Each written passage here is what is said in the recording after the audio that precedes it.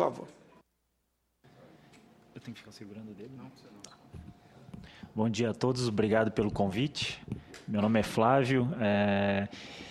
Ao contrário dos outros oradores de hoje, eu não represento nenhuma sociedade ou órgão, né? Mas eu represento certamente os médicos que se deparam com os problemas da saúde do homem, né, na sua rotina diária, e os próprios pacientes, porque eu tenho um blog desde 2008 e a gente vai comentar um pouco dos acessos, o que os pacientes questionam a respeito disso, né? Próximo, por favor. Então, como já foi caracterizado pelos demais colegas, o homem ele é um sujeito que tem medo de adoecer, ele se acha um super-herói, ele tem maior exposição de acidentes, o homem é violento, bebe mais, fuma mais, tem uma maior incidência de doenças, né, cardiovasculares, obesidade é maior no homem, e isso tudo traz um maior custo para o SUS.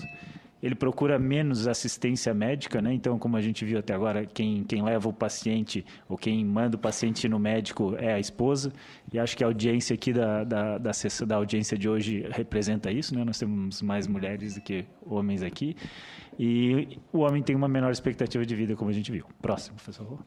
Então, em 2009, o Ministério da Saúde ele iniciou a Política Nacional de Atenção à Saúde do Homem, né, que visa enfrentar fatores de risco dessas doenças, obesidade,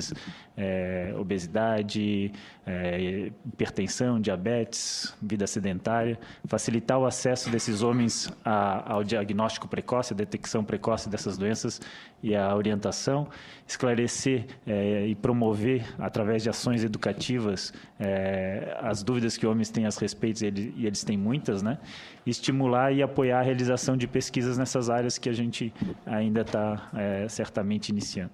Pessoal, próximo, por favor. Então, a política ela visava 5 áreas principais: a cardiologia, devido às causas cardiovasculares, a urologia, a pneumologia, a saúde mental e as causas externas, né, como acidentes de trabalho, de trânsito e a violência. Próximo, por favor. Então, aqui, esse gráfico e a tabela é para demonstrar que a mortalidade na faixa etária masculina, ela, depois dos 40 anos, as causas cardíacas e o câncer são as principais causas de morte do homem aqui e nos demais países também. A gente vê no gráfico abaixo que até os 40 anos as causas externas aqui, suicídio, trânsito, assassinatos, elas são as maiores responsáveis pela mortalidade masculina, e as causas cardiovasculares e os tumores, elas vêm se acendendo depois dos 40 anos. Próximo. A medicina evoluiu muito nas últimas décadas, a gente sabe disso, mas com a evolução da medicina, as causas cardiovasculares, que certamente era a primeira causa de mortalidade em todas as faixas etárias, elas vêm declinando. Aqui as doenças do coração. Desde a década de 70, a gente conseguiu diminuir praticamente aqui 60% das causas cardíacas numa população mais jovem de 85 anos. Sem dúvida. E na faixa etária acima dos 80 anos também houve esse declínio da doença cardíaca, enquanto na parte de câncer a gente vê um declínio muito pequeno, né? Desde a década de 70 a gente começou a ter uma melhora que representa mais ou menos 20%, 30% na mortalidade. Próximo, por favor. Então, esses slides já foram apresentados. O Ministério da Saúde, hoje, a gente sabe que no Brasil a gente tem um aumento de expectativa de vida, uma melhoria da aquisição de dados pelos DataSUS, e a gente sabe que o câncer de próstata, o câncer urinário da bexiga, o câncer de rim, eles estão entre os mais prevalentes no homem, né? Próximo, por favor. Então, algumas medidas, como a importância do controle de peso, a atividade de vida, combate ao sedentarismo, uma dieta mais saudável, são metas da portaria, né, da saúde do homem. A gente sabe que 1/3 das mortes são relacionadas a hábitos dietéticos não saudáveis, a falta de atividade física, ao sobrepeso e à obesidade, e 1/3 é relacionado ao fumo. Próximo, por favor. A gente... Certamente, com campanhas educativas, a gente tem como mudar esse perfil no Brasil, né? Mantendo um peso saudável, estimulando uma vida mais ativa, uma dieta, criação, isso aqui eu acho que é muito importante, de ambientes sociais, econômicos e culturais, parques, ciclofaixas, ciclovias, onde a gente possa ter uma vida mais ativa. Em Florianópolis, vocês sabem, para acessar a ilha a gente tem que passar ponte. Foi feito um estudo que agora, diariamente, 178 mil carros passam pela ponte, é um fluxo maior do que a Rio-Niterói. Então, se a gente puder criar alternativas, esses pacientes, certamente, esses homens certamente vão ter uma vida mais saudável.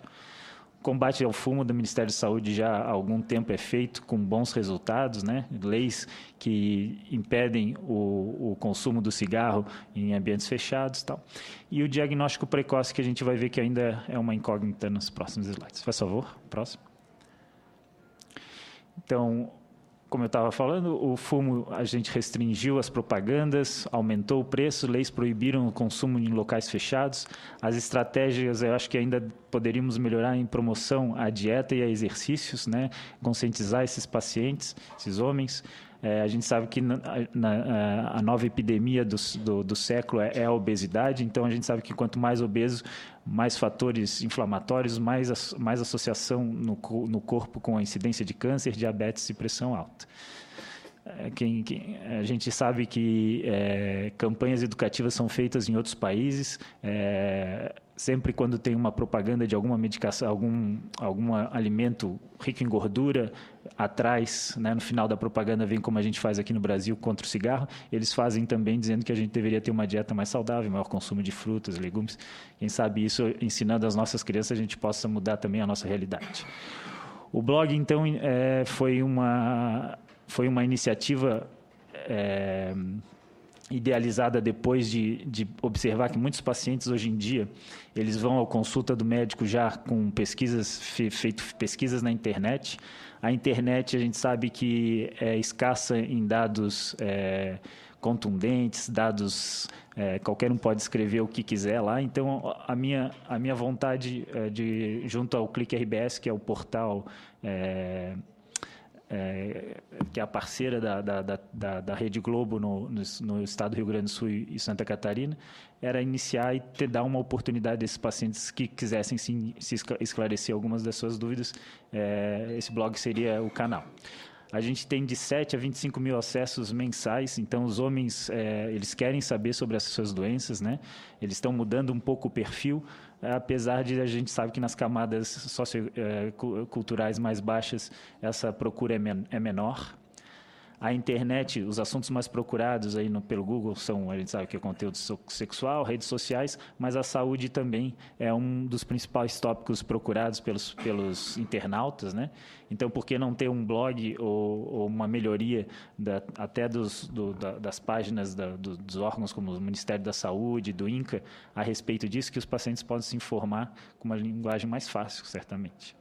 Então, eu acho que uma campanha voltada aos internautas, hoje tablets, smartphones, isso poderia ajudar. Aqui lá são os assuntos, né, que são abordados no tema, no blog. Os pacientes têm acesso e, às vezes, por vezes, esses temas aqui eles têm mais procura e mais acessos do que notícias de novela, de Big Brother, né? Então, os pacientes eles querem saber e principalmente as suas esposas. Próximo, por favor. Então, aqui mostrando só uma provocação, né? A incidência nos Estados Unidos do câncer de próstata ela é muito maior do que no Brasil, mas os dados ali de 2006, a gente aqui no Brasil tem uma mortalidade semelhante. Isso reflete mais ou menos o diagnóstico tardio que a gente faz. Desde a década de 90, entre esse intervalo de 90 e 2009, nos Estados Unidos, a gente vê aqui a queda do câncer, de mortalidade em câncer de próstata com a adoção de PSA, de rastreamento oportunista, né, que praticamente 50%, 60% da população masculina dos Estados Unidos já fez um PSA na vida, e a gente, aqui no Brasil, ainda a nossa curva está ascendendo aqui, na mortalidade, né? É uma coisa bem contraditória. Próximo, por favor. Então, os estudos já foram abordados pelo Anderson, né, o PLCO e o estudo europeu. O que a gente sabe hoje, esses dados estão ficando cada vez mais maduros, esses pacientes precisaram ser seguidos durante anos, né? No estudo europeu foram 11 anos, agora existem braços desse estudo já com 14 anos, e a gente precisa estudar esses pacientes tanto tempo porque a gente sabe que o câncer de próstata, a gente não tem uma sobrevida nem de meses, nem de dias, geralmente são anos, 7 a 15 anos para esses pacientes falecer da doença. O estudo americano ele tem sérias restrições, né? Eu acho que até os próprios autores comentam isso na discussão dos artigos, do artigo. Então, só para provocar, então a gente existiria uma vantagem teórica de quem sabe prevenir 20% da morte dos homens brasileiros, né? Então, quem sabe 5 mil homens, aí famílias não perderiam seus patriarcas. A gente existe também o outro lado da balança, né? Não adianta a gente querer prevenir mortalidade se a gente vai fazer algum outro tipo de malefício. Então, o número necessário para tratar nesses estudos, agora com a atualização de 2012, então de 48 caiu, a gente tem que tratar 31 pacientes para salvar uma vida. A gente consegue diminuir a incidência de doença avançada em 40%, mas mesmo assim 27 pacientes dos 48 na época, eles seriam tratados de forma desnecessária, né? Então, quem sabe a gente consegue, não fazendo, de repente... são condutas que acho que têm que ser discutidas pelas sociedades, né? Se a gente puder rever as nossas diretrizes, como a gente pode prevenir essa taxa de tratamento a mais que a gente precisa. Próximo, por favor. Então, o meu último slide é sobre a diferença que a gente encara a saúde da mulher e do homem, né? Então, como vocês falaram, tem o Outubro Rosa, mas o Novembro Azul, pelo menos lá no sul do país, passou em branco, né? Nenhuma mídia foi comentada, né? Pelo menos que eu tenha percebido.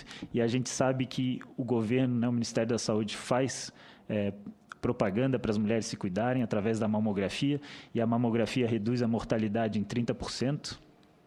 Existem leis de 2008 que estabelecem que toda mulher tem direito à mamografia a partir dos 40 anos pelo SUS. E os estudos que a gente tem hoje em dia em câncer de próstata, uma mortalidade equivalente, né, um declínio de 27%, 30%, 50% em 14 anos, porque se esses pacientes viverem mais, a gente certamente vai ter um índice de mortalidade menor fazendo o rastreamento.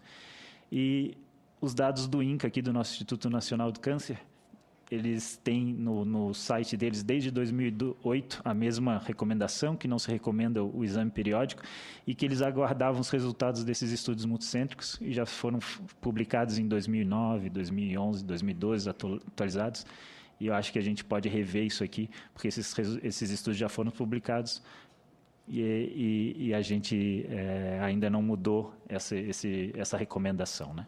Então, obrigado a todos.